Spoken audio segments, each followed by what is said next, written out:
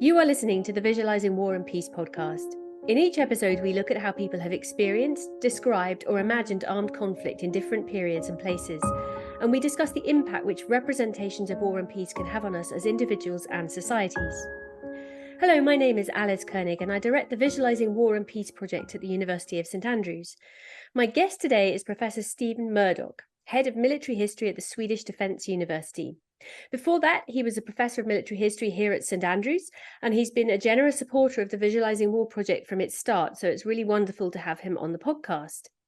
Steve's research has focused particularly on the 30 Years' War from 1618 to 1648, so we're going to dive into that today.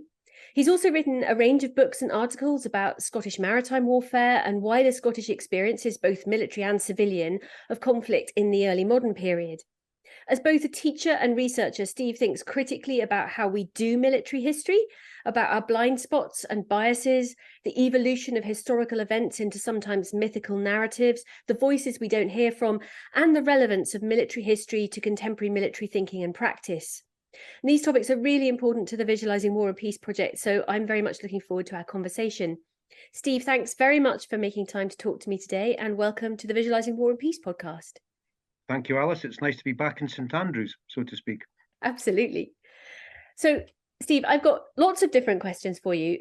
As I've said, lots of them are going to centre around the 30 Years' War.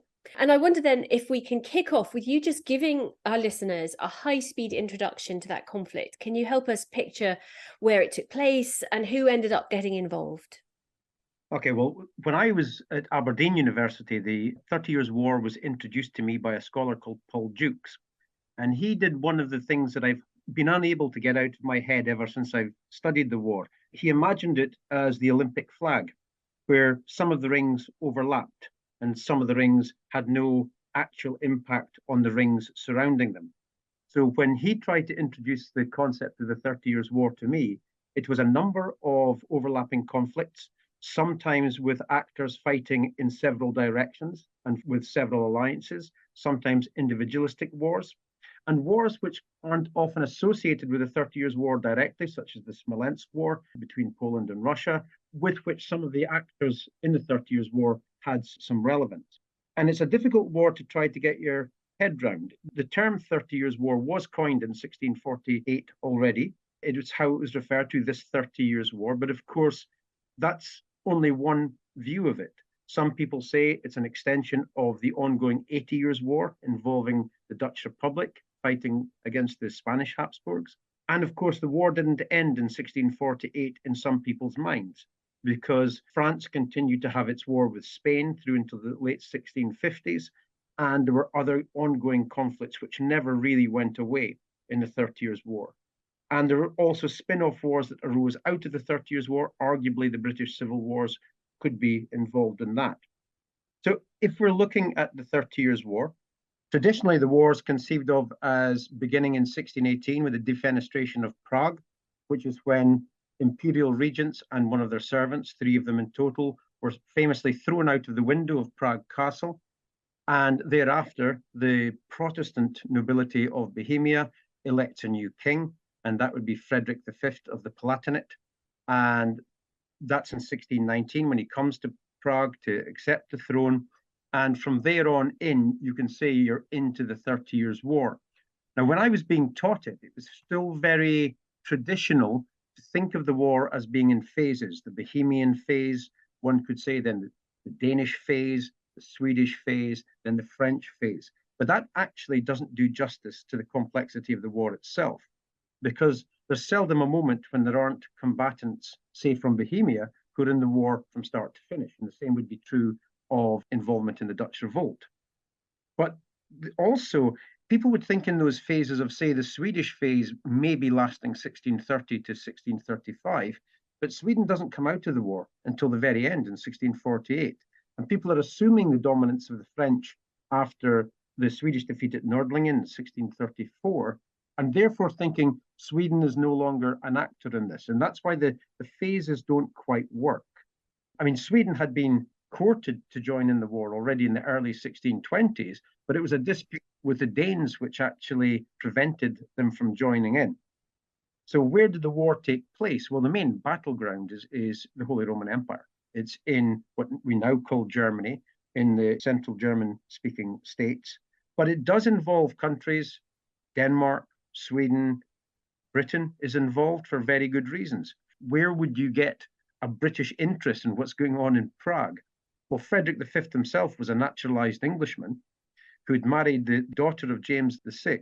So you have a Scottish princess from Fife married to a naturalized Englishman. And that's why I really study, which is the British contingent in the 30 Years' War.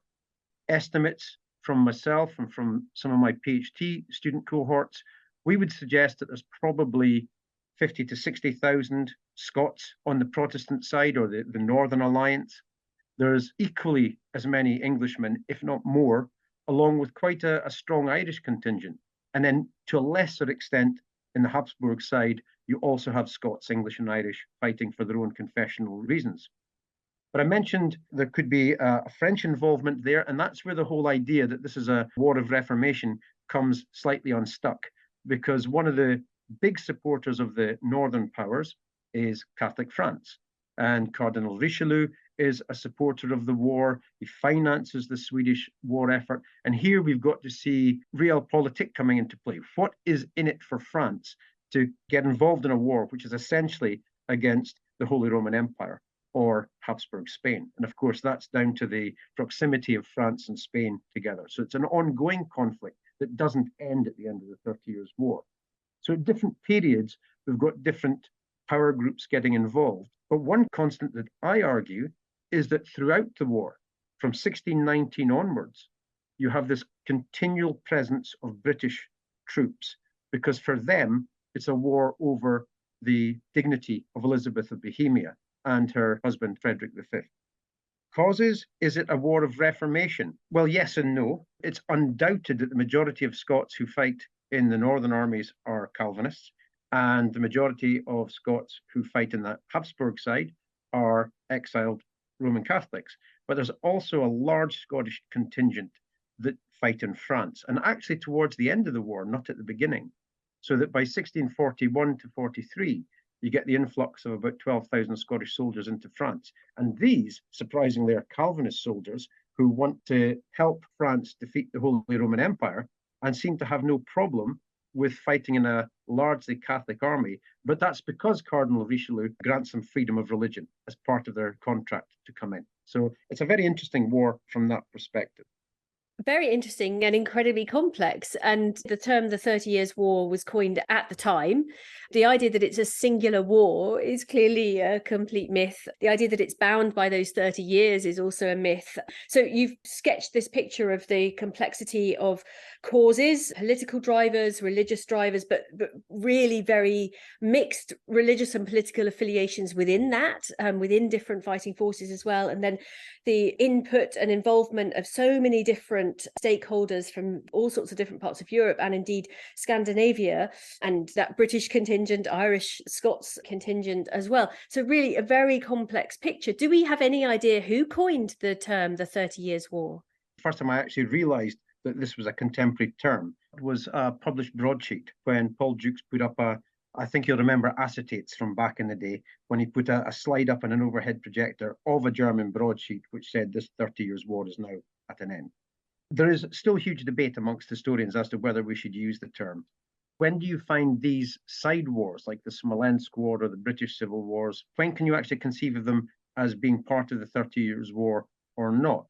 And I think the way to look at this is, if you look at the Covenanting Revolution in 1639, that the top generals and every officer and every second non-commissioned officer are veterans of the Swedish military, with one or two who came back over from the French brigades. The Swedes see purpose fighting a proxy war against a monarch they believe is getting too friendly with Spain. Charles I is taking a Spanish pension at this point. What if he was to deploy the Royal Navy and all these resources to continue the war against the former allies as opposed to supporting them? And the French have got the same input there. Why does Cardinal Richelieu support a Covenanting revolution which seeks to establish Scotland as a fully Presbyterian country? But of course, to Richelieu, he doesn't want Charles to be supporting Spain. And that's the kind of geopolitic, realpolitik that we've got going on here. So it is a complex war. Very complex. Really fascinating that that German broadsheet is this first use of that term, and it gets us into storytelling. So clearly it's reflecting some contemporary understanding that there was a line was being drawn, a caesura, but also a certain amount of perhaps propaganda and storytelling. So thinking a bit more about storytelling and about the challenge of studying and compartmentalizing and visualizing this mix of overlapping conflicts, those Olympic rings. When historians or documentary makers or indeed novelists or others look back on the 30 Years' War, what key events do they tend to highlight as particularly significant episodes? What are, I suppose, the sort of the things that tend to stand out and recur in the storytelling about this conflict? I think it's the classic moment of great men in big battles. You can have Wallenstein sieging Stralsund. You have hero kings who are unimaginable in their presence that they projected themselves at the time and live on in the imagination after, like Gustav Adolf. So even when I speak to my Swedish students and I say, tell me about the 30 Years' War and the Swedish contingent, they say Gustav Adolf. Well, Gustav Adolf was in it for 2 years out of 20 that the Swedes were involved. People are drawn to these fascinating characters. And he in particular, being known as the Lion of the North, and the mythology about the savior of Europe was going to come from the cold north of Scandinavia. It is just something that you cannot get away from. If you look at smaller battles, people will often look at a character because they know them from later on in their career. Blotho Bridge, which we'll come to later, people focus on Prince Rupert, who was absolutely a minor player in that battle. We can discuss that further down. So I think the problem is we've got some spectacular set-piece battles in the 30 Years' War. This is the era of siege warfare. So people will like to delve into the siege of Bergen-op-Zoom because it gives you an example of Dutch fortification warfare, siege warfare, how the sides take on these massive fortresses, both to defend them and to attack them. And so people are getting really obsessed by that technological side of the war. But also there's the huge set-piece battles, such as Breitenfeld in 1631, Nordlingen, which is a catastrophe for the Swedes in 1634, Wittstock, 1636. So many people can only conceive of the 30 Years' War through the great military leaders that have been mythologized and the big set-piece battles, because that's what many people think war is, which of course is a nonsense. War is often the involvement of all levels of society, not just the kings, the emperor, the cleric, such as Richelieu I'm thinking of there, but right down to the common soldier, right down to the peasant in the field, right down to women. 51% of the population are involved in these wars, especially in Germany. But even if you're in the war from a distance, you've got wives, you've got widows, you've got children, and these should be considered as well. Yeah, absolutely. That more holistic war story. And as an ancient historian, I'm really familiar with that trend that lots of accounts of ancient conflicts are not so much a holistic war story, but a sort of series of battle narratives, as you say, focused around rather mythologized characters, very, very powerful people from the elite, largely men, rather than ordinary people whose voices drop out. So when we are thinking about reconstructing and reimagining and visualizing the 30 Years' War, do our ancient sources offer us a more holistic picture than modern accounts and, modern obsessions with technology or modern interest in set-piece battles? Are our ancient sources that survive more balanced than that? Or do some of our ancient sources also really foreground battles and siege warfare? The letters themselves that you get from the higher officers and the diplomats seldom focus on the big battles or the technology. We do have letters about technology. This is an age of invention.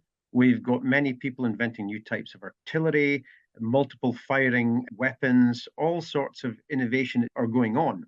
But the majority of the letters are about the mundane or the political settlement. How can we avoid fighting the battle? What are our allies doing? What are our supplies looking at? One of my favorite letters I found, which is signed by the greatest concentration of generals of any document I've seen from the 30 Years' War, because it's signed by 5 Scottish generals and 1 Scottish colonel. And the crux of it is, we need shoes. It's not, give us the latest siege technique. It's not that. We're here in Germany in the middle of winter, and we don't have shoes for our men. Resolve it. Now, I've never seen another document signed by so many generals.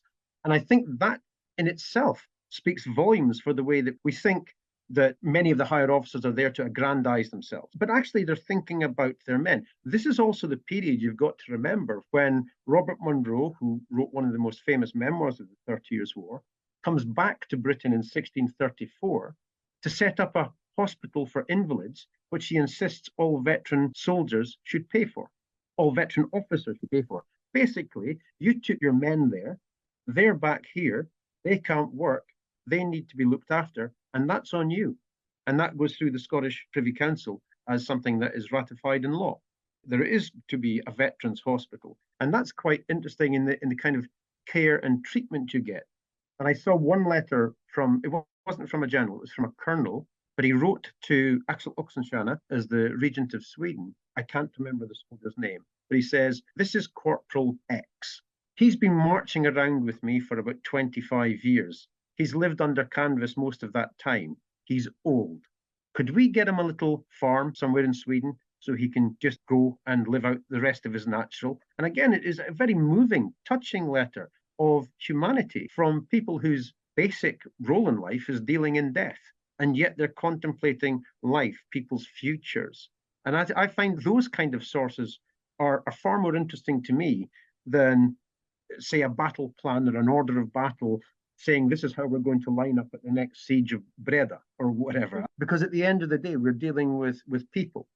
And too often we forget, we can talk about 3,000 people died at this battle, 10,000 people died in this siege. We're dealing with people, real people. And that struck me when I was the historical advisor to the Wittstock Mass Grave Project. And I got to look into the faces, or at least into the skulls, of real people. And the DNA analysis, we could place where these people came from. And because you can place where they came from next to the muster rolls of when recruitment went on, the skull they chose to do as the facial reconstruction came from within 20 kilometers of Kinusi. And because of that, I could then say, well, he's one of these 20 people. Because I've seen the muster roll from the month before, Wittstock, and I've seen the muster roll from the month after for his regiment. And so you can say, I don't know exactly who you are, but I know kind of that you're one of these people. And once you've got that detail, then you can trace the families of the missing. You can't study this aspect of war without understanding the war. You can't study the outcome of a battle without understanding what that battle was and who was involved in it. But the big battle and the great men really need to move to the side now. We've got them. Now let's look at the other actors who are involved in the battle. Everybody down to the farrier who's putting the shoe on the horse, to the people back home and the people who are feeding them, and the brewers and the bakers who are doing the supplies. That's what interests me.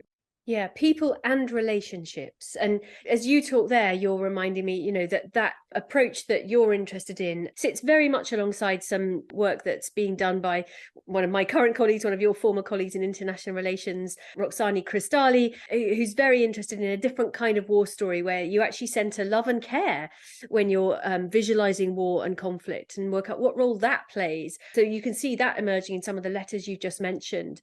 And you yourself, Steve, have written about some of the voices and perspectives that we don't tend to hear from, setting aside those great men and those big set piece battles. So, for example, you've got an article on what Scottish widows experienced during the 30 Years' War, and also on Bohemian exiles in particular, displaced by the conflict. How important are these perspectives to visualising the 30 Years' War?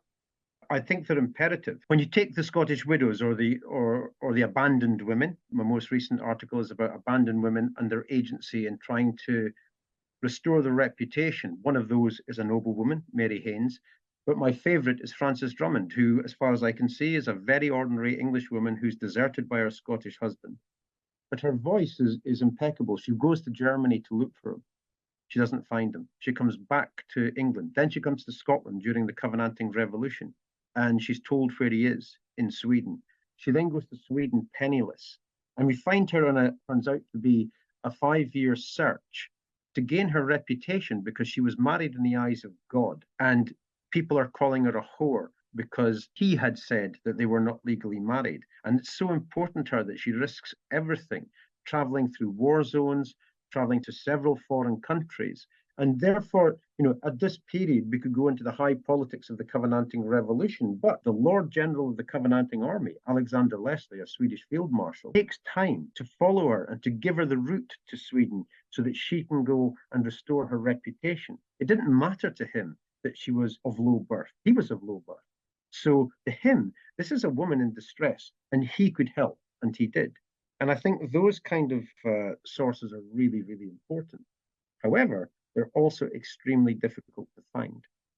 Presumably because they're not the voices that traditionally we've paid attention to. They're not the voices who would naturally have got published, circulated, become popular. So yeah, absolutely. And displaced, that all sorts of things work against their stories becoming dominant. If you're displaced, your struggle is survival, feed yourself, to find a home. You don't have time necessarily to start disseminating your story. So all sorts of voices, as you say, drop off. Just staying with the voices that we don't hear about so much, the gaps in our knowledge and our understanding. If you could have 3 wishes and conjure up some new source material from the 30 Years' War, what kinds of sources would you particularly love to find that would help us with this holistic visualization of it? It's a great question, Alice. Okay, maybe I don't have much of a life and I'm a bit of a nerd, but I do sit and contemplate this. In the National Archives of Scotland, National Records of Scotland as they are now, I was not the first person to find these. I came across 12 letters from a common soldier, and they're written largely to the soldier's mother or wife. And they only survive because he shares the same name as his senior officer, James Spence, who is a diplomat and a general in the Swedish Army. So these are letters that have miscarried, but we know from the fact that there's 3 of them written on the same day, which are nearly identical, that he's sending multiple letters because his expectation is those letters will miscarry. They only survive because they carry the name of the general, and they were originally catalogued under the general's name. But an archivist in the 1950s put them aside and said, these letters are not to do with the general. And when I came across them in my research, I was like, these letters are gold, because they tell us so much about the common soldier's perspective.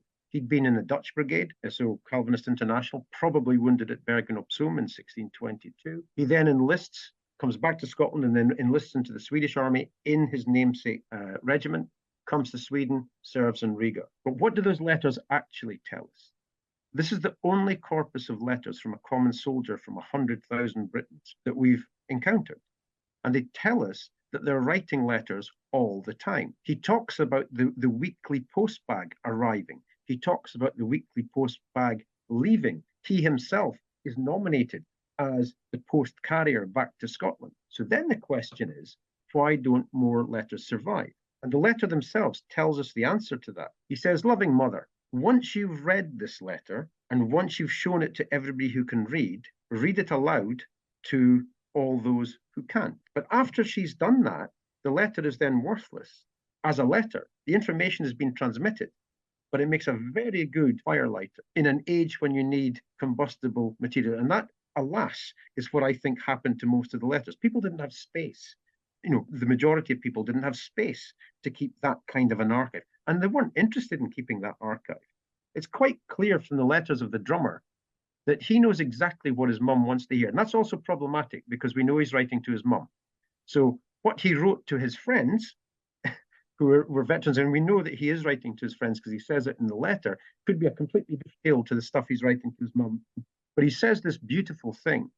He bullies his wife, and it is kind of bullying, into coming across to Riga to live with him. He goes back to Scotland, he gets her, she comes to Riga, she dies in childbirth, and he feels really guilty about it. So he asks permission from his commanding officer, his namesake, to leave the Swedish Army, right at the start of Gustav Adolf's entry into the 30 Years' War. He doesn't mention anything about the 30 Years' War for causes or anything like that. This isn't like the noble memoirs. He says, yeah, Gustav Adolf's got a big war down in Germany, so the regiment's being deployed. But he himself goes back to the Netherlands to join the Dutch East India Company. And he writes a letter to his mum from Sierra Leone, and it's the last letter we have in the collection, where he says, loving mother, don't worry about me. I feel so guilty about bringing my wife to the point where she died in childbirth. It was my fault. But you've not to worry because I promised not to marry another woman until I find a Scottish one. This is a man who's away for 7 years service in the Dutch East India Company. And then he just writes, and if God allows it, I'll come back and hopefully that we'll see each other again.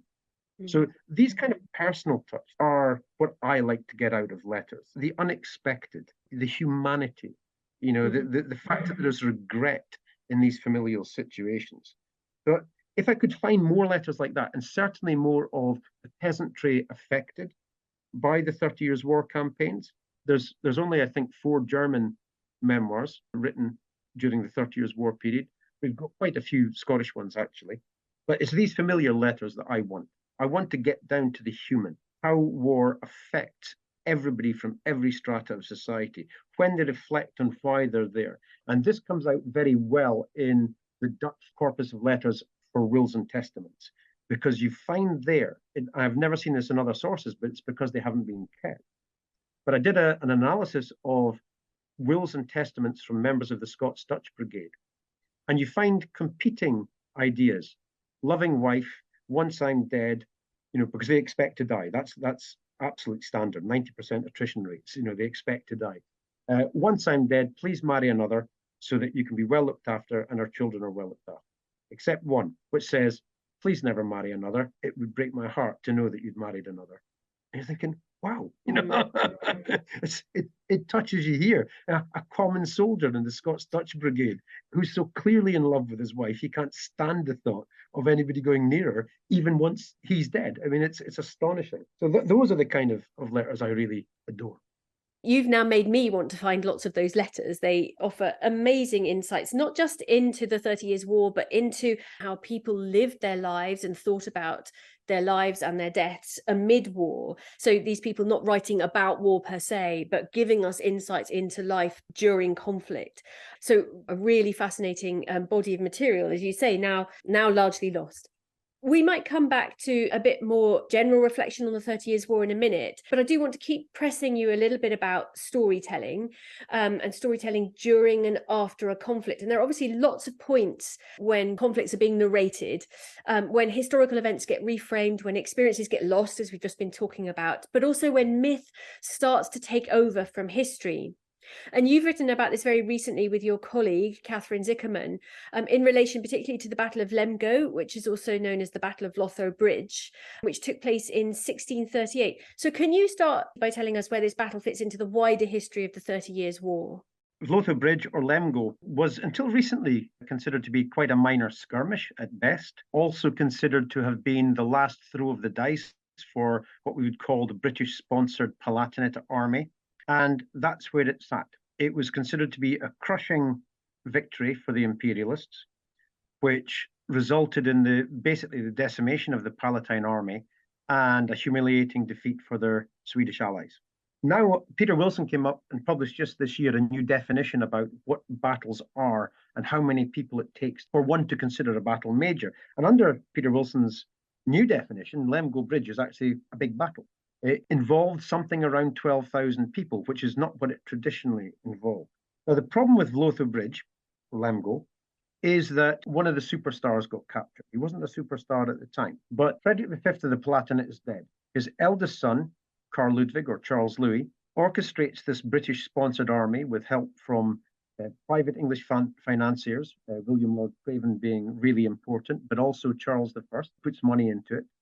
And as they progress into Europe, it's traditionally thought that 4,000 of the Palatinate army met up with about 1,000 Swedish comrades. They got involved in a battle against imperial forces. The imperial forces routed them. And according to many of the major scholars, Charles Louis managed to get back, having come across, swam the river, clutching onto a bit of foliage, and his horses drowned, his carriage sank, and the leader of the Swedish contingent, who was a Scotsman called James King, later Lord Eithin, he only got back with only 2 comrades back to Minden. And so the scale of the defeat was massive. Now, where does this come from? It comes from a poem and a broadsheet published by the Imperial General, and it has been repeated by rote ever since. It doesn't matter if you read a German source or a Swedish source or a British source, this is what happened. Prince Rupert rashly charged at the enemy, got himself captured, and that was the end of the army. But there's a few problems with the story. I was doing a class about small battles, and so I started to read around the sources. And suddenly you realise there weren't 4,000 Palatine soldiers there at all. There was maybe 1,700 because most of the Palatine army hadn't arrived yet. That in fact, the Swedish army wasn't 1,000, it was nearly 6,000, but of which about 4,000 to 5,000 participated in the battle.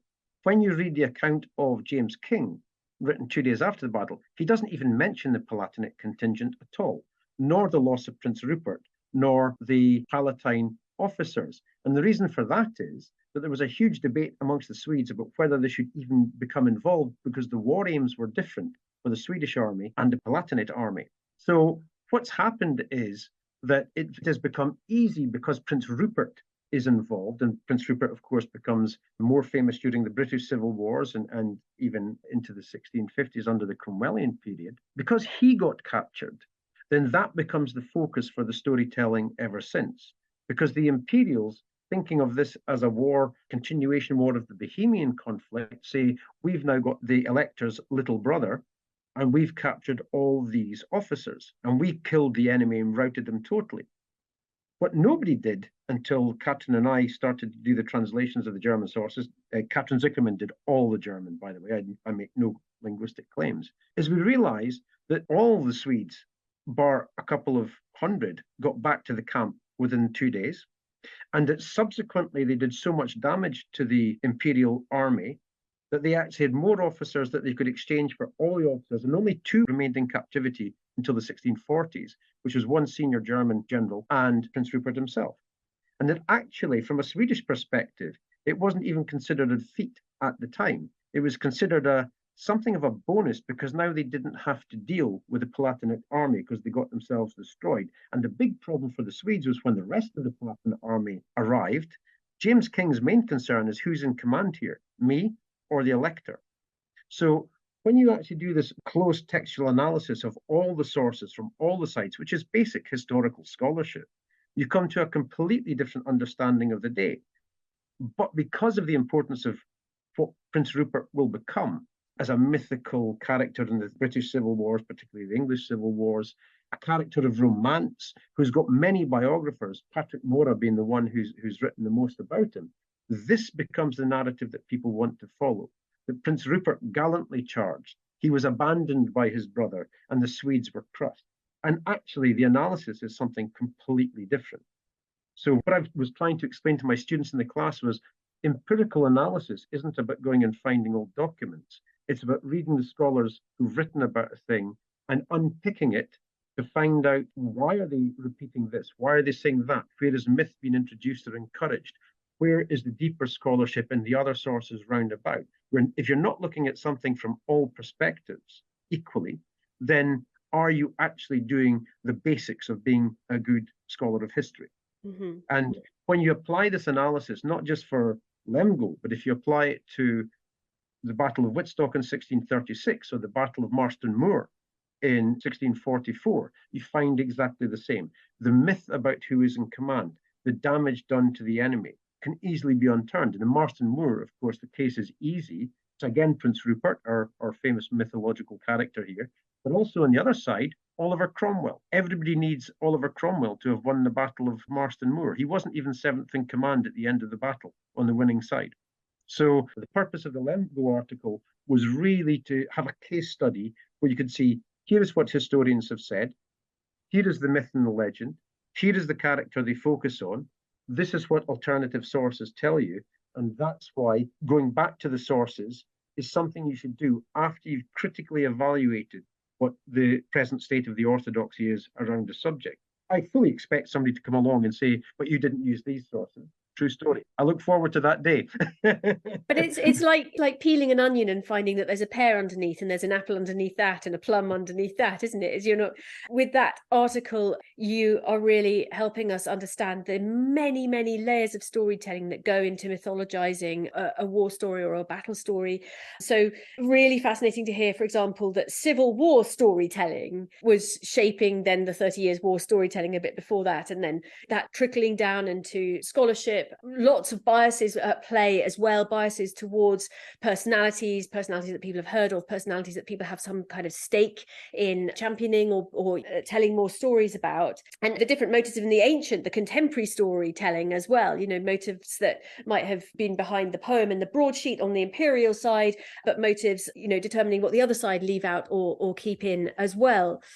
You're absolutely right to point out that it's not just the case that reports and descriptions of battle at the time were selective and distorting, but that scholars since haven't necessarily questioned that they've perpetuated that biased kind of storytelling. What wider lessons should we then draw about how we do military history differently? You've pulled out some, but it'd just be interesting to kind of pull that out a little bit more about what should we as historians and, people thinking about storytelling around conflict take from this? I think it's almost a cynical disregard of what's been published to date in my case. I'm a pretty black and white kind of person in some ways. And because I didn't go through a regular historical training, I did a joint degree in sociolinguistics and history. So I missed a lot of the historiography and the method and the theory. And I was told by Paul Duke, start at the beginning, read to the end, read everything. Whatever the subject is, just find everything you can on it and do it from all sides. So I actually think it's going back to basics and not over theorizing things. We could look at the Battle of Lemgo through the vision of game theory. You could do all that. I'm not interested in. What I'm actually interested in is what is the existing orthodoxy or contesting orthodoxies in a given subject? What source base was used by the other? And having analyzed the orthodoxies or contesting orthodoxies, and looked at the source base and really tried to find what else is going on and what are my conclusions. I've done it for 4 battles now, and every single one of the battles has had a complete rewrite, especially in the British context, Marston Moor, which even the Cromwell Association I've had to concede was, okay, so Cromwell wasn't in charge, which gives them a big problem because they just rededicated the memorial to Cromwell at Marston Moor about 3 or 4 years ago, and they now realise it's a myth. He was not in charge. I'm not doing it to be bad. I'm just doing it because I want to understand. When I started looking at Marston Moor, the myth was said by C.H. Firth at the end of the 19th century. The entirety of the Covenanting army, including the General Leslie, ran away. And I was thinking, well, that doesn't really sit with what I've understood of him. I think he would rather have died than run away. So let's find out why he ran away. And then it was only when I started to look at all those, instead of reading what many people, like Peter Young is the most famous scholar on the Battle of Marston Moor. But what he considers to be a contemporary document is not a contemporary document. For example, he uses a source written by Somerville. Somerville was one of the colonels at the battle. But if he'd actually read the introduction, he'd realize it wasn't written by Somerville. It was written by a relative trying to restore Somerville's reputation through a narrative projection of what the relative thought Somerville would look like. It's not a memoir by the combatant at all, but he puts it down in the same list of primary sources. And we have to stop thinking that because something was written 300 years ago, that it's a contemporary source for the issue. So if you can actually narrow the focus to what was being said within a month of the battle, then that gives you a clearer understanding. By the end of that month, you'll have had the messenger coming and saying everybody's ran away. And then you'll have had we heard that, but it's not true, to actually the casualties on the other side weren't as big as we thought they were. In fact, that exact letter comes out of Minden in Germany, where it says, we thought that the defeat was catastrophic, but now we're standing here looking at all the soldiers that we were told were dead. Something's not right. And that letter doesn't appear until about 4 weeks, I think, after the battle, that is then sent back to Britain. So it's really about not only saying, there is an old document, it's really looking at what is the purpose of this document? Who is it trying to impress? And that's why the original imperial broadsheet with a poem, he wants to make himself a bigger character. That's fine, but take it for what it is. He can say that he took, X amount of prisoners, but when we've tried to actually trace who those prisoners were, we've narrowed the number right down. There's names that appear to just be made up. They don't appear in any other source, apart from in the imperial renditions of it. So you can just start throwing names around. It's a different way of approaching it. Absolutely. So you've talked about the way in which that might make us think critically and critically unpick scholarship, but also the way in which we might end up questioning what museums or what tourist sites are telling us about individual figures and historical events. So I suppose I've got a question which is really trying to get us thinking about why we consciously and subconsciously favour certain kinds of war story and battle story over others, and why we also listen more and pay more attention to certain kinds of narrator over others. So when you unpick the battles that you've looked at, and you said you've sort of done this kind of approach to 4, do we end up with much more complex storytelling rather than kind of black and white pictures? And is that for us as historians, but also as members of the public, as people who consume war stories for all sorts of reasons, is that somehow less narratively satisfying? Are there fewer cliches and tropes like impressive routes and lots of baddies?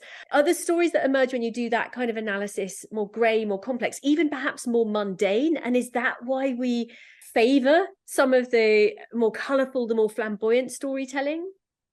Oh, yeah, absolutely. I mean, when you think in a British royalist context, people know who the Marquis of Montrose is. People know who Prince Rupert is. These are, heroic, dashing figures that a lot of people can get behind. But again, if you look at the 1642 to 1644 period, then it is not Prince Rupert who's in charge of the Royalist Army, as just about every book in the English Civil War says. It's actually Patrick Riven who's in charge, but he's not a well-known character. And if we look at Alexander Leslie, who I've done the most work on, he writes something interesting, and it might explain the lack of why we have Alexander Leslie's own version of events. The letter he writes after Marston saying, yeah, we won. But he says something later in his career, in about the 1647, where he says, I don't have to tell people what I've done because I only need one witness, and he's above me in heaven. And that, of course, then reflects back on the Calvinism of the soldier, that he doesn't have to do anything to impress anybody round about. He doesn't have to write poetry about his great adventures. He believes that at the end of his life, he is going to go to heaven because he's one of the elect.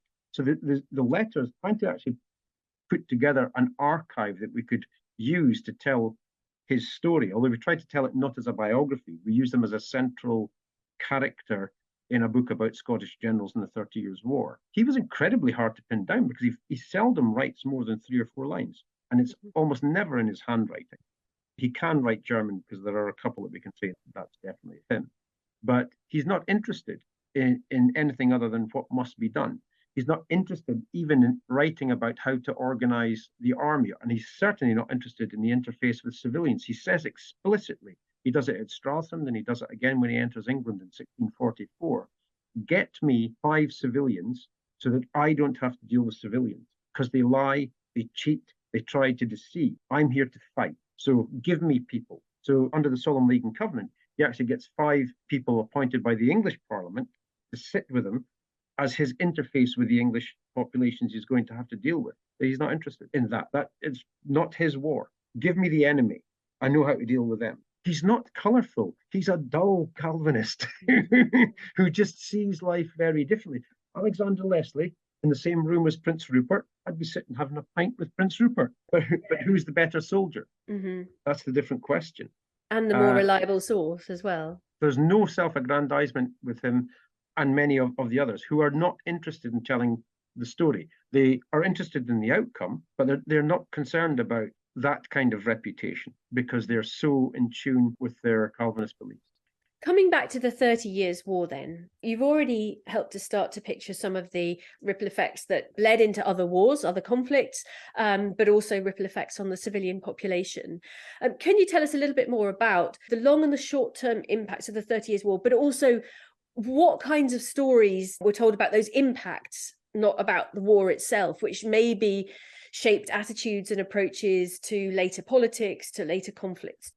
I think one of the main things is that some of the actors who'd been in the 30 Years' War, once you've been at war for that length of time, it's very hard for them to find a different way out. And one of the main actors I'm thinking about here is Karl X of Sweden, who is sitting with nothing to do, but he's a soldier. He's a soldier by nature. And he led some of the campaigns into South Germany and towards Bohemia towards the end of the 30 Years' War. And this peace doesn't sit well with him. So what's he going to do? There is no war with Sweden after 1648. It takes a long time to decommission the armies. You've got to then defend your new gained territories. But when he becomes king in 1654, when he takes over from his cousin Queen Christina, then within a year, he's at war with Poland, which is a war for which there is very little grounding. There's a familial contest between the Swedish vassals and the Polish vassals, but that's really been wrapped up in 1629. But no, Karl wants to go to war. He doesn't just go to war against Poland, Lithuania, he goes to war against Denmark, Norway, twice. He wants to continue. If Sweden has now got possessions, then why not take more chunks out of Denmark, Norway, which he does. The 30 Years' War sowed the seeds of future conflict. Many of the decommissioned British soldiers at the end of the 1648 period from the Scottish and English brigades, they go off to Venice to fight Turks rather than come home. Many of them feel they can't come home because they don't believe in the Cromwellian protectorate as it would become, but they certainly don't want to get involved in the British civil wars. That's stated by many of the colonels. So what's better than not fighting Christians, because we've just spent years doing that? Let's go and fight Turks instead. One of the main outcomes of the 30 Years' War is pushing other wars so that you get inter-Scandinavian warfare, certainly inter-Baltic warfare. You get the transfer of military to other parts of the globe as well. The Westphalian peace treaties, the two treaties of 1648, set up a new order of sorts within Europe, even if not everybody has bought into it. They set up new ways of looking at states. They set up a kind of more international legal framework for how and when states will go to war. The re-establishment of religious toleration to a degree, because remember, let's go right back to the start here. Who started or what started the 30 Years' War? It was the Bohemian Revolt. And it was going to be for the rights of the Calvinists or those Calvinist populations to have freedom of worship. And the one thing that doesn't happen in 1648 is that freedom for Bohemian Protestants. So if there's a loser in the 30 Years' War, it's the Protestant Bohemian nobility. And I heard it likened by a poll to the situation Poland found itself at the end of World War II. If World War II, if Britain going to war with Poland was about making sure that the Nazis and their Soviets could not take Poland and dismantle it, could not occupy it, then how come one of the aggressors got to occupy it? And that's a way of thinking about the Bohemian situation at the end of 1648. And unlike elsewhere in the Holy Roman Empire, the aggressive anti-Calvinist stance that was taken by the Catholics in Bohemia made sure that we had a Bohemian exodus that continued for generations after 30 Years' War. Really, really interesting. And that analogy with Poland in World War II, who didn't do so well in the Peace of Westphalia in 1648 in particular, one particular stakeholder that came out of that very much as a loser. As you know, our project is very much interested not just in war stories, but in how we understand and visualize conflict resolution and peace building. And as you've alluded to, the Peace of Westphalia was multiple treaties, a complex process, as you might imagine, given the complexity of the conflict. Are there particular people driving that? You've told us a little bit about who it didn't benefit, but particular people it did benefit. And would it be fair to think of it very much as top-down peace building? You know, what kind of peace did it bring to ordinary people, as well as resolving geopolitical disputes, as well as resolving some kind of key religious principles and so on? I think the main question there about who was driving it was obviously going to be people like the electors of the Holy Roman Empire, those potentates who had authority from France, from Sweden. Who didn't benefit were some of the combatants who had no say whatsoever. The British had no input in the 30 Years' War, despite being heavily involved, especially at the start. Christian IV of Denmark, Norway didn't get much out of it. I think, though, some of the losers, and I'm going to take back down away from the top. You know me, Alice, I like it. I like the bottom-up approach. We've got an analysis going on about what happens to those people at the end of the war who had invested their lives or their fortune, such as it was, but found themselves isolated. For example, if you were a widow from Sweden, if you lived in Sweden proper, or if you lived in Swedish occupied territories, or if you were left behind the lines after the Swedes withdrew back to the Baltic coast, how easy was it for you to get reparations for the death of your husband? Does a widow living in England whose soldier husband died fighting for Sweden, can she get any kind of recompense if she's not physically there? How does it work for those Catholics who fought for the Protestant sides? Is there a difference in the way regimes would implement widow allowances such as they were, depending if you were physically in the country or in territory controlled, or had been forced by circumstance and found yourself outside that sphere of control? Could you be dismissed? And so one of the projects I'm looking at now is this impact on the ground level. What happened to demobilized, injured soldiers at the end of the war? How do we get to that? And of course, that's extremely difficult because allusions to them are incredibly hard to find. Whereas this is this problem that we've still got with people thinking of soldiers in the past as some kind of one-dimensional cardboard cutout of which there was 50,000, as opposed to thinking of 50,000 people, individuals, human beings with families, feelings, friends, and trying to find out what happened to all these at the end of the war, those who survived.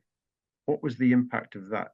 And if you're somewhere like from the British Isles, and you find that your country is under a regime that you don't approve of or cannot get on board with, in this case, the Cromwellian Protectorate, the Commonwealth, where do you go? What happens to you? What's your options? And that's the kind of post-peace scenario that I'm trying to get together. Because, as you know, Westphalia has been studied and studied and studied. And the most recent piece of work that I know about Westphalia is Katrin Zuckerman from the University of Highlands and Islands. I'm very interested in that piece and that work that she's doing. But I still think, for me, it's more important to find out about what happened to the ordinary man, woman, and child that finds themselves in that post-peace process where people can say, that's it, it's over. Well, it's not over. It's not over if you can't feed your kids. It's not over if your wife is left stranded with no job, wandering across Europe, trying to get back to where? Where is home now? It's a very difficult situation. So peace for the state players, for the big actors, absolutely, for many of them, but not all, as we've said. But because somewhere is at peace does not mean that the war is over, either physically or metaphorically, for many of the actors who were participant in it, willingly or otherwise. Yeah. And as you pointed out there, just as it's very important when we're trying to visualize the 30 Years' War, or indeed any conflict, to look at those perspectives, to excavate the lives of ordinary people during the conflict, it's equally important to try and identify what happened to them, what those lived experiences were of all sorts of people who fall through the cracks of our history telling in the post-conflict period that, as you say, goes on and on and on for many people. I just want to wrap up with a couple of final questions, if I may. So I've got one very local question now, really relating to a pair of Scottish diplomats who were involved very much in the 30 Years' War. Sir Robert Anstruther and Sir James Spence, both of them with strong connections to Fife and St Andrews. Can you tell us a little bit about how visualizing the 30 Years' War through their lives can help us understand the bigger picture? Obviously, the case studies in themselves are interesting because they represent a form of diplomacy that was not common to England in this period, before James VI and first came to the throne. And that is the diplomacy of the familiar. Whereas an English embassy would traditionally be several hundred people going with lavish gifts for whichever potentate they were going to go to. Scotland, as a poorer country, couldn't do that, but it had a great plan B. And plan B was you send in a familiar at a young age. So in Robert Anstruther's case, he went to the Danish court. Scotland and Denmark-Norway are in a new alliance after 1589. You send Anstruther to the Danish court as a page for Christian IV. They become friends. The deal is that he should learn all the languages, so he becomes fluent in German, in Danish, in Latin, and French. Most of his letters are in his own handwriting in all these languages. It's fantastic. And it works in this sort of way. You can trust, because Robert Anstruther would always see King James as his dread sovereign, but what he calls his king is Christian IV. So he's making this distinction. And he's not so keen on Charles I, it has to be said. But this form of diplomacy is intimacy. When Christian IV talks about any other diplomat, then he will talk to them in French or in German. But when he talks to or with Anstruther, he talks to them in Danish. when Anstruther talks to Christian IV or writes to Christian IV, he does so in Danish, but he'll write to the Danish Chancellor in French because that's formal. So this informality actually gets him so far inside the Danish court that you could call it espionage, that he can report back to his dread sovereign if that needs to be so. And he's actually quite smug about it on one occasion. Bearing in mind, he moved out to Denmark, Norway in, I think, 1606. And in 1633, he writes back to Charles I and he said, I was sitting with the Chancellor and with the whole State Council, and they were speaking ill of you. And then they remembered who I was. He'd gone so deep cover because he was, to all intents and purposes, a native, but he was always responsible back to Christian IV. And so when you look to his stepbrother, Sir James Spence, when they are working for each other's kings, say at the Treaty of Cnered in 1613, they actually swap communications, which they shouldn't be doing. There's a great letter from Anstruther that says, okay, here's the letter from my king, what's your king saying? And they actually wrap up the Cnered Peace Treaty because they've got such access, intimate access to each other, using familial kinship in a very Scottish sense of it, to work for their mutual dread sovereign, not quite against the interests of the kings they work for, but they're certainly working to get the peace settled. And that peace couldn't have happened if you'd had traditional embassies coming from King James to sit and represent Denmark and sit and represent Sweden. It's because of this informality, it's a different way of getting to peace through this use of this familiar diplomat as opposed to the large-scale embassy. So yeah, they're quite exciting characters. And myself and Alexia Grosjean, my academic partner and my wife, and Peter Maxwell Stewart from St Andrews are currently, well, we've transcribed them all now. We've got all the Scandinavian letters transcribed out of all the languages. So that it's a big undertaking. We reckon in about a year's time we're going to publish them, but there's a lot of work to go through to make sure that Peter's translations are great, Alexia's translations are great, but now we've got to cross-reference with all the other documentation that we've got concerning these characters to give each letter's context. And then, as you know yourself, when you get to these stages, which letters are actually worth publishing and which are just, So we're trying to narrow that down. We've taken away the earlier stuff. We're focusing exclusively on the 30 Years' War period, how these two diplomats, Stuart diplomats, are representing the Stuart kings in combatant nations, what they're telling each other, who gets involved in espionage, both do, by the way, and to what degree they're willing to work. And James Spence is a general in the Swedish army, but he writes a brilliant letter to the Chancellor of Sweden, which says, I'll do anything for you, but never make me do something against my dread sovereign. I will be your spy, so long as it doesn't harm him. Yeah. That, again, is something I've never seen another spy say such a thing, but it's interesting stuff. And because, of course, they're from St Andrews or environs, I think it's Crail and Anstruther, actually, they're from. Both were graduates of the university. I think they do have a special interest for all of us that have worked there. Yeah, absolutely. And you started at the start of a conversation with the analogy of the Olympic rings overlapping. And I'm thinking about all those overlapping loyalties and overlapping relationships in this very complex familial intrigue that you've got going on with these two characters, as you say, from Fife. Steve, it's been fascinating hearing lots about the 30 Years' War, diving into it, diving into the complexity, thinking very much about the storytelling around it at the time, in later generations, later centuries, down the years, through scholarship and so on. If I may, I just want to zoom out now a bit from that for a final kind of broader question. You've talked very insightfully about how we should do military history, but I want to end just by quizzing you on why. So you teach, as I mentioned at the start, at the Swedish Defence University. You're head of the history department there. And many of your students have careers in the military. What does studying the history of, for instance, the 30 Years' War bring to their learning? And more generally, how does history help us visualize and understand current and indeed future conflicts? It's a great question, and one that we do consider here quite a lot. Yes, as you said, we have teaching courses here for the higher officer program. We also have the standard cadet officer program, so that would be the equivalent to the Sandhurst cohort. We've also got civilians, a large cohort of bachelor students and master students who are civilians.